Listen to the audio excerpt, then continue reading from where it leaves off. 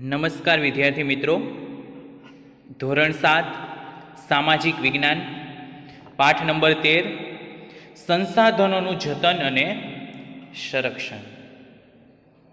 સંસાધનો, જતન અને સંરક્ષણ આ ત્રણ વસ્તુ વિશે આપણે આ પાઠમાંથી શીખવાનું છે. પહેલા તો વિદ્યાર્થી મિત્રો, સંસાધન એટલે શું? તો કે પૃથ્વી પરથી મળતા અને માનવીને ઉપયોગમાં આવતા કુદરતી પદાર્થને શું કહેવાય? સંસાધન. એકદમ સિમ્પલ છે કે પૃથ્વી ઉપરથી મળી આવે અને મનુષ્યને ઉપયોગમાં આવે અને જે કુદરતી હોય તેને શું કહેવાય? સંસાધન. તો એના વિશે આપણે જોવાનું છે. સંસાધન પૃથ્વી પરથી મળતા અને માનવીને ઉપયોગમાં આવતા કુદરતી પદાર્થોને સંસાધન કહે છે. દાખલા તરીકે જોઈએ તો કે હવા એમને મળી આવે છે, હા. મનુષ્યને ઉપયોગી છે, હા. અને કુદરતી છે, બરાબર. એટલે શું કહેવાય? તો કે કુદરતી સંસાધન. હવા, જળ, જમીન, વનસ્પતિ, ખનિજોના સ્વરૂપમાં આપણને મળેલી કુદરતી બક્ષિસ છે, એટલે કે કુદરતી સંસાધનો છે.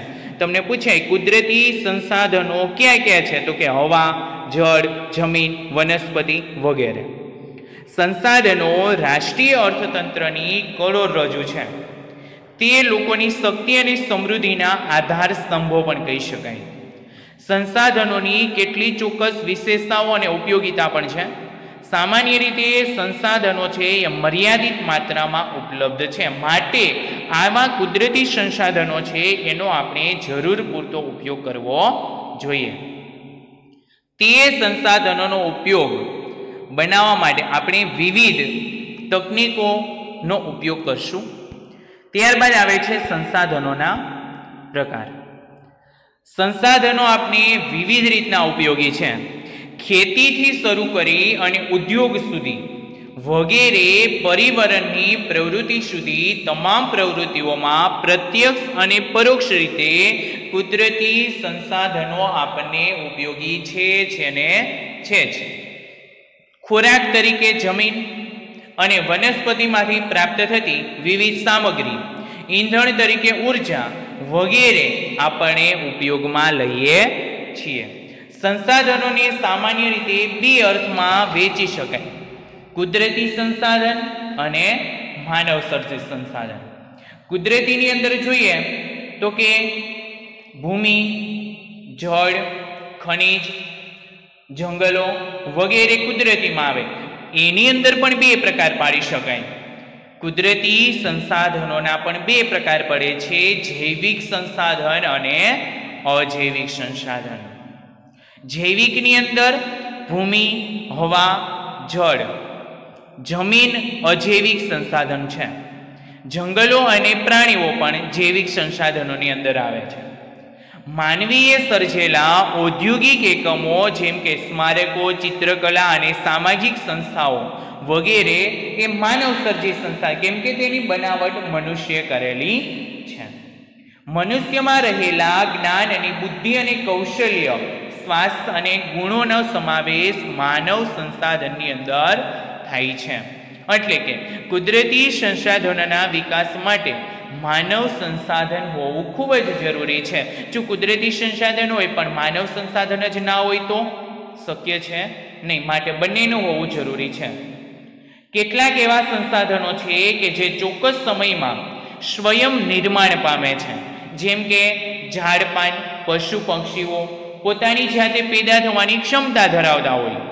વન અને વન્યજીવ ચોક્કસ સમયમાં નિર્માણ પામતા જ રહે છે. ત્યારબાદ આવે છે સંસાધનોનું સંરક્ષણ, એટલે કે સંસાધનોનું જતન આપણે કઈ રીતના કરવું. કુદરતી સંસાધનો મર્યાદિત છે, કે જ્યારે માનવીની જરૂરિયાતો પણ અમર્યાદિત છે, કે મનુષ્યની જરૂરિયાત પણ અમર્યાદિત હોય, કેમ કે જાજુ મળ્યું હોય તો ફરી પાછું એના કરતાં પણ વધારે મેળવવાની જિજ્ઞાસા વૃત્તિ જાગે. છેલ્લા કેટલાક વર્ષોથી તકનીકી ક્ષેત્રમાં થયેલ અસાધારણ વિકાસ અને વસ્તી વિસ્ફોટથી સંસાધનોનો ઉપયોગ ખૂબ જ વધી ગયો છે. જો વસ્તીનો વિસ્ફોટ એટલે કે જેમ જેમ વસ્તી વધતી જાય એમ સંસાધનોની પણ જરૂરિયાત રહે છે. માટે આ પરિસ્થિતિ વિશે ગંભીરતાથી નહીં વિચારીએ તો આપણને તેના ખરાબ પરિણામો ભોગવવા પડશે. એટલે જ ભવિષ્યની પેઢીઓ માટે સંસાધનોનું રક્ષણ કરવું એ આપણી એક ફરજ છે. જેમ કે પાણીની વાત કરીએ, પાણી એ કુદરતી સંસાધન છે, પણ પાણીનો બગાડ અટકાવવો એ આપણી ફરજ છે. સંસાધનોનું રક્ષણ એટલે કે સંસાધનોનો વિવેકપૂર્ણ ઉપયોગ કરવો. કેટલાક સંસાધનો પોતાની મેળે જે ચોક્કસ સમયના હિસ્સાની પૂર્તિ કરે એટલે કે અખૂટ હોય નવીનીકરણીય સંસાધનો કહેવામાં આવે. જેમ કે જંગલો, સૂર્યપ્રકાશ એકવાર વપરાઈ ગયા પછી પુનઃ ઉપયોગમાં લઈ શકતા નથી કે બનાવી શકતા નથી, તેને અનવીનીકરણીય સંસાધનો કહેવામાં આવે છે. જેમ કે પેટ્રોલ, ખનિજ કોલસો અને કુદરતી વાયુ. ત્યાર પછી આવે છે સંસાધનો. કયા કયા? તો કે ભૂમિ સંસાધન, જંગલ સંસાધન, પ્રાણી સંસાધન એટલે કે વન્યજીવ સંસાધન, જળ સંસાધન, કૃષિ સંસાધન અને ખનિજ સંસાધન. આ ઉપરાંત માનવી પણ એક સ્વયં સંસાધન જ છે, કેમ કે સંસાધનોને માલિકી, પુનઃપ્રાપ્યતા, વિસ્તાર ક્ષેત્રે આપણે વર્ગીકૃત કર્યા છે. હવે સ્ટેપ બાય સ્ટેપ આપણે બધા જોતા જઈશું. જેની અંદર આવે છે પહેલું જ ભૂમિ સંસાધનો. એની અંદર જમીન નિર્માણ. સામાન્ય રીતે આપણે જોઈએ તો કે ભૂસપાટીનું ઉપલું પડ કે જેમાં વનસ્પતિ ઉગે છે તેને આપણે જમીન કહીએ છીએ. જમીન પૃથ્વીના પોપડા પરના અનેકવિધ કણોનું બનેલું એક પાતળું પડ છે. ખડકોના નાના મોટા ટુકડાથી માંડી કાંકરા, માટી, રજ કે અજૈવિક છે તેને રેગુલિત તરીકે ઓળખવામાં આવે છે. તેમાં જૈવિક દ્રશ્યો પણ હોય. હવા અને પાણી ભળતા જમીન બને છે. ખેતીના સંદર્ભમાં કોઈ પણ દેશ આર્થિક વિકાસ તે દેશની જમીનની ગુણવત્તાના પ્રકાર પર આધાર રાખે છે. જમીનના પ્રકાર. ભારતીય કૃષિ સંશોધન પરિષદ એટલે કે ICAR દ્વારા ભારતની જમીનને કુલ 8 પ્રકારમાં વહેંચવામાં આવી છે. કેટલા પ્રકારમાં? 8. કાપની જમીન, રાતી અથવા તો લાલ જમીન, કાળી જમીન, લેટેરાઇઝ જમીન, રણ પ્રકારની જમીન, પર્વતીય જમીન, જંગલ પ્રકારની જમીન અને દલદલ પ્રકારની જમીન.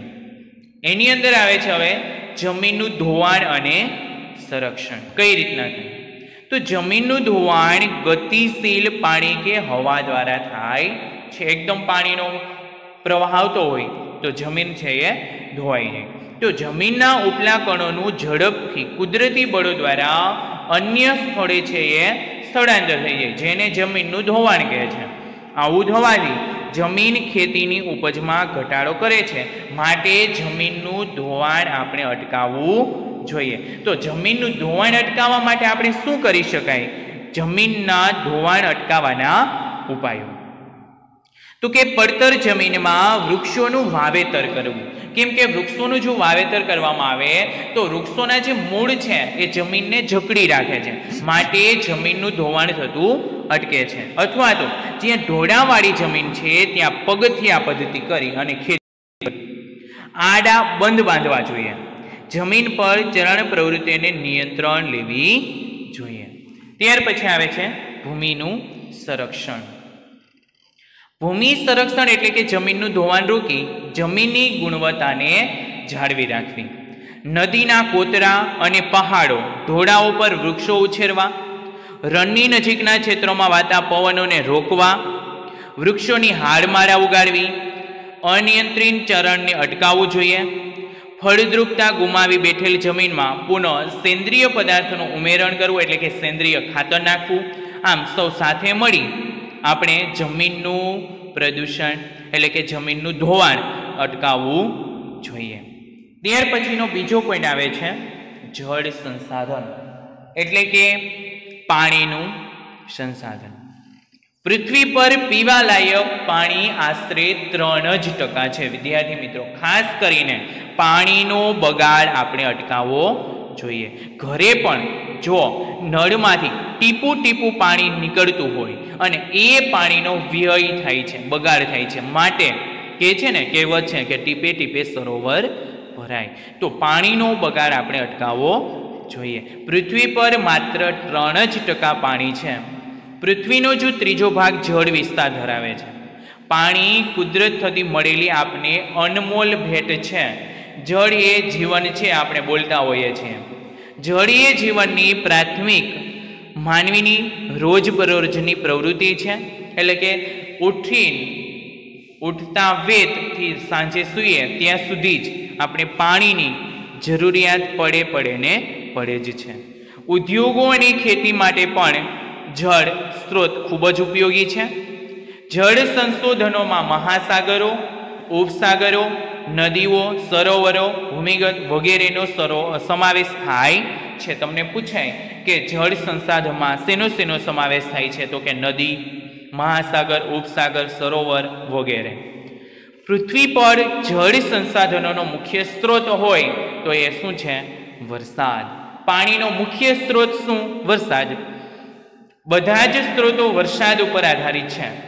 પૃષ્ઠીય જળ સ્ત્રોતોમાં નદી, સરોવર, તળાવ, ઝરણા વગેરેનો સમાવેશ થાય છે. તેમાં ખાસ કરીને મુખ્ય સ્ત્રોત હોય તો એ નદી છે.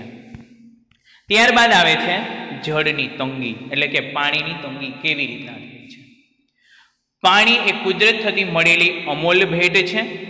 વધતી જતી વસ્તી માટે અનાજની માંગ વધે છે. રોકડિયા પાકો ઉગાડવા માટે શહેરીકરણ અને ઊંચા જીવન ધોરણના પરિણામે પાણીની માંગ નિરંતર વધતી જાય છે. કેમ કે વસ્તી વધે એટલે પાણી વધારે જોઈએ, બરાબર. એવી રીતના શહેરી અને ઊંચા જીવન ધોરણના પરિણામે પાણીની માંગ નિરંતર વધે છે. તે પ્રકારની ગંદકીની સફાઈ પણ ઉપયોગી છે. હાલમાં આપણા દેશના ઘણા ભાગોમાં જળ તંગી એટલે કે પાણીનું તંગી હોવુંની સંકટ સમસ્યા વધતી જાય છે. પેયજળની અછત પણ જોવા મળે છે. વર્તમાન એટલે કે હાલના સમયની અંદર ભૂમિગત જળને ટ્યુબવેલ દ્વારા બહાર કાઢતા ભૂમિગત જળ વિસ્તાર છે એ નીચું જાય છે. પાણીનું સ્તર નીચું જાય છે. આજે દેશમાં પાણીની ઘટતી ઉપલબ્ધતા અને વધતી જતી અછત જેવા ગંભીર સમસ્યાનો સામનો કરવો પડે છે.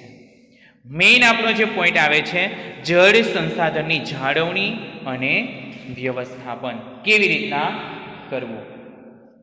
વિદ્યાર્થી મિત્રો, આજે આપણે જે આપણે જળ મળ્યું છે એ પાણી છે ને મર્યાદિત માત્રામાં છે.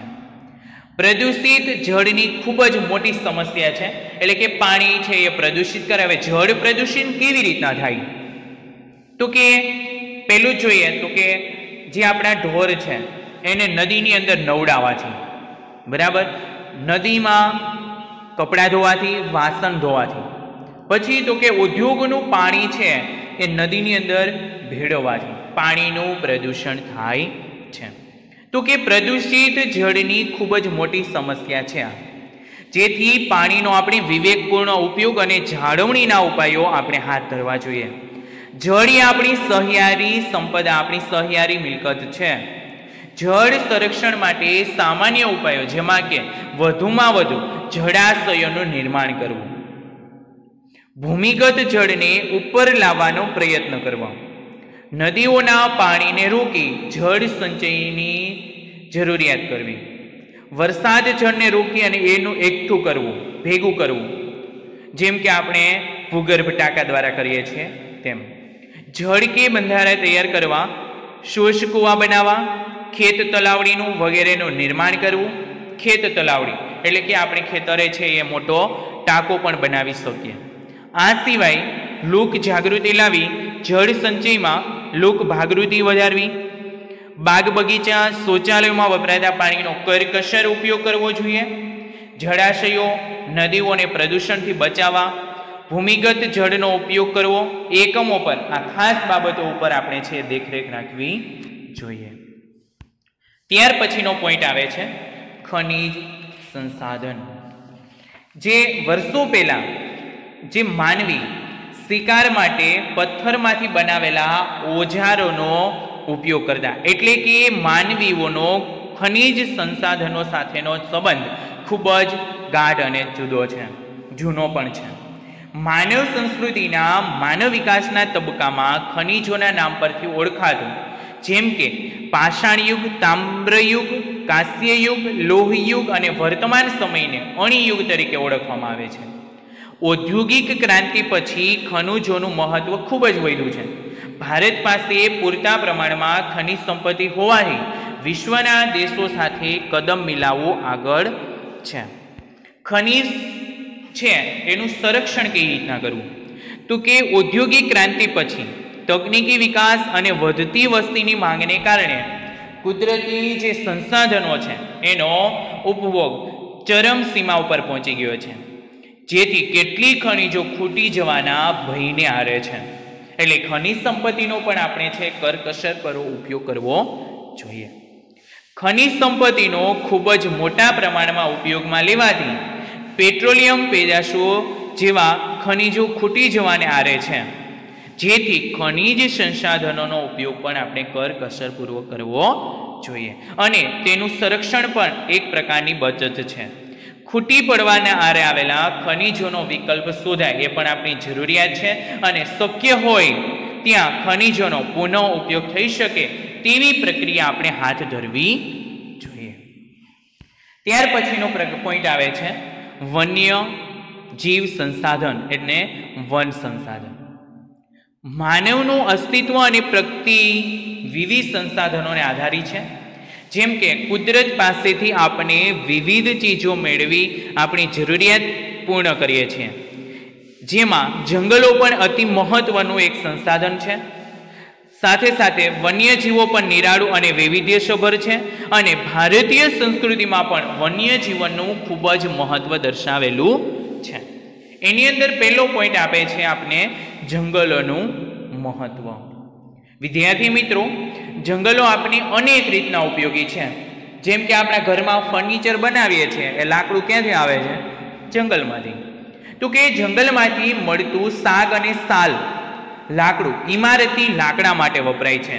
તેમાંથી ઘર માટે ફર્નિચર બનાવવામાં આવે છે. દેવદાર અને ચીડના લાકડામાંથી રમતગમતના સાધનો બને છે. તમને પૂછે દેવદાર અને ચીડના વૃક્ષના લાકડામાંથી શું બનાવવામાં આવે છે? તો કે રમતગમતના સાધનો. વાંસ જોયો જ હશે વિદ્યાર્થી મિત્રો. તો વાંસના લાકડામાંથી ટોપલા, ટોપલી, કાક વગેરે બનાવી શકાય છે અને આ ઉપરાંત કાગળ અને રેયન વગેરે બનાવી શકાય છે. પછી તો કે લાખ, ગુંદર, મધ, ઔષધિઓ વગેરે આપણે જંગલમાંથી મળી રહે છે, માટે જંગલમાં રહેતી પ્રજાને આજીવિકા પણ પૂરી પાડે છે. જંગલોનો આર્થિક મહત્વ સાથે સાથે પર્યાવરણીય મહત્વ પણ વિશેષ છે કે જંગલોની આબોહવાને વિષમ બનતી અટકાવી ભેજ જાળવી રાખે છે અને વધારે વરસાદ લાવવા માટે જંગલો ઉપયોગી છે. માટે આપણે વૃક્ષો વાવવા જોઈએ. ભૂમિગત જળને ટકાવી રાખવા માટે પણ જંગલ મહત્વ ધરાવે છે અને ખાસ કરીને જમીનનું ધોવાણ થતું અટકાવે છે અને વાતાવરણમાં જે ઓક્સિજન વાયુ અને કાર્બન ડાયોક્સાઇડ વાયુનું સંતુલન જાળવવા માટે મદદરૂપ છે. ભારતની જો વાત કરવામાં આવે તો ભારતના જંગલોમાં ખૂબ જ પ્રમાણ ઓછું છે જંગલોનું. સૌથી વધુ જંગલ અંદમાન અને નિકોબાર જે ટાપુ છે, જે દ્વીપ સમૂહો છે, તેમાં મિઝોરમ, મણિપુર, ત્રિપુરા, અરુણાચલ પ્રદેશ વગેરે રાજ્યોમાં આવેલા છે સૌથી વધુ જંગલો. ઉત્તર અને પૂર્વના પર્વતીય વિસ્તારમાં પણ જંગલો 60% જંગલો છે. ગુજરાતમાં તેના કુલ ના રિપોર્ટ અનુસાર 11.18% વિસ્તારમાં જંગલો આવેલા છે અને રાષ્ટ્રીય વન નીતિ અનુસાર કુલ ભૂમિના 33% વિસ્તારમાં જંગલો હોવા જોઈએ, જે આપણા ગુજરાતમાં નથી. 11.18% વિસ્તારમાં જ છે, પણ 33% તો હોવા જોઈએ ને જોઈએ જ. ભારતમાં જંગલોનું પ્રમાણ 23% જેટલું જ છે. ત્યાર પછી આવે છે વન સંરક્ષણ, એટલે કે જંગલો છે એનું સંરક્ષણ કેવી રીતના કરવું. તો કે આજે જંગલો ઝડપથી નષ્ટ થઈ રહ્યા છે. ઘટતા જતા જંગલો વિશ્વની મોટી સમસ્યા બની છે. વન ઘટવાના ઘણા બધા કારણો છે, જેમ કે માનવીની જમીન મેળવવાની ભૂખ, ઉદ્યોગો માટે કાચો માલ મેળવવો, ઇમારતી લાકડું મેળવવું, શહેરીકરણને લીધે જંગલો ખૂબ જ ઘટી રહ્યા છે. હવે એની અંદર જોઈએ તો કે જંગલો આડેગમ વિનાશને કારણે કેવા ખરાબ જે પરિણામો છે એ પર્યાવરણને ભોગવવા પડ્યા.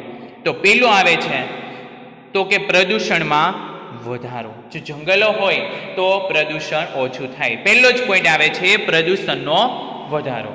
પછી તો કે વરસાદનું પ્રમાણ ઘટવું. જો જંગલો જ ન હોય તો વરસાદ આવે નહીં, એટલે કે વરસાદ ઘટે છે. પછી તો કે દુષ્કાળ, જમીનનું ધોવાણ, નિરાશ્રિત વન્ય પશુઓ અને તેની ઘટતી જતી સંખ્યા ખાસ મહત્વનો પોઈન્ટ છે. જે નિરાશ્રિતો એટલે કે જંગલોનું પ્રમાણ ઘટે, જંગલો ઘટે તો જે વન્યજીવો છે એનું રહેણાનું આશ્રયનું જે સ્થાન છે એ સ્થાન ઘટે તો એને રહેવા માટે ક્યાં જવું, માટે એની પણ સંખ્યાની અંદર ઘટે છે. પછી તો કે વૈશ્વિક તાપમાનમાં વધારો, તાપમાન પણ વધે. પ્રાકૃતિક સૌંદર્ય નાશ પામવું અને ભારતીય બંધારણમાં વનો, સરોવરો અને નદી અને વન્ય પ્રાણીઓ સહિત કુદરતી પર્યાવરણનું સંરક્ષણ કરવાની અને તેને સુધારો કરવાની તથા જીવો પ્રત્યે અનુકંપા દર્શાવવાની નાગરિકની મૂળભૂત ફરજ છે. વન્ય અને વનજીવોને કાયદા દ્વારા રક્ષણ પૂરું પાડવું જોઈએ. તેની સજા પણ જોગવાઈ કરવામાં આવેલી છે. ત્યાર પછી આવે છે તો કે વન્ય સંરક્ષણના કેટલાક ઉપાયો. પર્યાવરણ શિક્ષણ અને પર્યાવરણ જાગૃતિ લાવવા માટે વન્ય સંરક્ષણ કરી શકાય. વિવિધ સ્પર્ધાઓ કરી શકાય. પ્રવૃત્તિ દ્વારા જંગલોનું મહત્વ સમજાવી શકાય.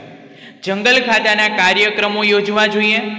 પડતર જમીનમાં વૃક્ષોનું રોપણ કરવું જોઈએ. શાળામાં ઇકો ક્લબની રચના કરી વિવિધ પ્રવૃત્તિ કરાવી જોઈએ. વૃક્ષારોપણ, વન્ય મહોત્સવ જેવા કાર્યક્રમોનું આયોજન કરવું, જેથી બાળકોને પણ ખબર પડે કે વન્યજીવોનું સંરક્ષણ થાય છે. આપણા દેશની અંદર પણ વિવિધ ઉજવણી કરવામાં આવે છે કે 21મી માર્ચ વિશ્વ વન દિન તરીકે ઓળખવામાં આવે છે અને 5મી જૂન વિશ્વ પર્યાવરણ દિન તરીકે ઓળખવામાં આવે છે. 4 ઓગસ્ટ વન્ય પ્રાણી દિવસ તરીકે ઉજવવામાં આવે છે. 29 ડિસેમ્બર જૈવ વિવિધતા દિવસ તરીકે ઓળખવામાં આવે છે. ત્યાર પછી આવે છે તો કે વન્ય જીવન સંસાધન. વન્યજીવ સંસાધનની અંદર જોઈએ તો કે જે ભારતનું વન્યજીવ છે એ વૈવિધ્યસભર છે કે વિશ્વના વિવિધ જંતુઓ, અનેક પ્રાણી પ્રજાતિઓ ભારતની અંદર આવેલી છે. પક્ષીઓથી માંડી માછલા સુધીની પ્રજાતિઓમાં વિવિધતા જોવા મળે છે. બધા એક સરખા સજીવો જોવા મળતા નથી. જેમ કે શરીર સ્ત્રૂપો એટલે કે પેટથી સરકીને ચાલતા હોય, સસ્તન વર્ગના જે બચ્ચાઓને જન્મ આપે છે, ઉભયજીવીઓ જે જમીન ઉપર રહે છે, પ્રાણીઓ વગેરેનો સમાવેશ થાય છે, પણ બધામાં વિવિધતા જોવા મળે છે. જેની અંદર આવે છે તો કે જમ્મુ કાશ્મીર અને લદ્દાખમાં કાશ્મીરી મૃગ, જંગલી બકરીઓ પણ જોવા મળે છે. આ જ સેમ પાઠ વિદ્યાર્થી મિત્રો તમારે ધોરણ 8 અને 9ની અંદર પણ ભણવાનો છે કે વન્યજીવ સંસાધનમાં શેનો સમાવેશ થાય છે. જમ્મુ કાશ્મીરમાં, લદ્દાખમાં કાશ્મીરી મૃગ અને જંગલી બકરીઓ જોવા મળે છે. ઉત્તરાખંડ, કર્ણાટક, કેરળ અને અસમની અંદર હાથી જોવા મળે છે. એક સિંગી ગેંડો એ ભારતનું રાષ્ટ્રીય વિશિષ્ટ પ્રાણી છે, જે અસમ અને પશ્ચિમ બંગાળ અને જે દલદલના વિસ્તારો છે ત્યાં જોવા મળે છે. કચ્છના નાના રણમાં ઘુડખર એટલે કે જંગલી ગધેડા પણ જોવા મળે છે. આ ઉપરાંત ભારત એક એવો દેશ છે જ્યાં સિંહ, દીપડા અને વાઘ એમ ત્રણેય જોવા મળે છે. સિંહ ગુજરાતના ગીરના જંગલમાં જોવા મળે છે, જે સાસણ ગીર જંગલ છે ત્યાં. વાઘ પશ્ચિમ બંગાળ, મધ્યપ્રદેશ, કર્ણાટક અને રાજસ્થાન જે હિમાલયના ક્ષેત્રો છે ત્યાં જોવા મળે છે. રોયલ બેંગાલ ટાઈગર એટલે કે પશ્ચિમ વાઘ વિશ્વની 8 પ્રજાતિઓમાંની એક પ્રજાતિ છે.